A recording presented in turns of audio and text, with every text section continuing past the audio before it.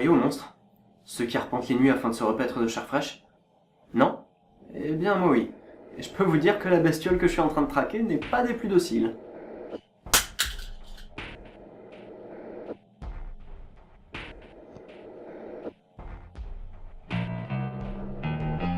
Aujourd'hui, on va parler d'une créature au poil long et doux et à la laine fraîche. Maman? Non. On va s'attaquer au Yeti. Le Yeti à ne pas confondre avec son cousin germain, le Sasquatch. Le Sasquatch.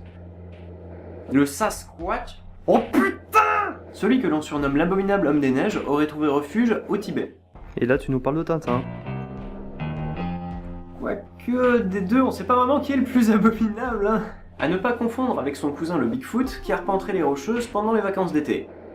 Et je vais vous donner la version de l'histoire la plus... Crade, sale, dégueulasse, perverse, sadomaso. Populaire, c'est le mot vraiment, là, oui. C'est lors d'une expédition périlleuse que le lieutenant-colonel Charles Howard Bury trouva des empreintes de pas semblables à un grand homme nu dans la neige sur l'un des versants de l'Everest en 1921. Certains autochtones qui lui servaient alors de guide s'écrièrent qu'il s'agissait là de l'abominable homme des neiges. Certaines théories farfelues tendraient à prouver l'existence du Yeti. Mais en l'absence de preuves matérielles et tangibles, les scientifiques restent quelque peu sceptiques quant à l'existence du Yeti. Certaines rumeurs tendraient à prouver l'existence du Yeti. Il y aurait même un scalp de Yeti conservé au monastère de Kunjung. Quand même, un scalp.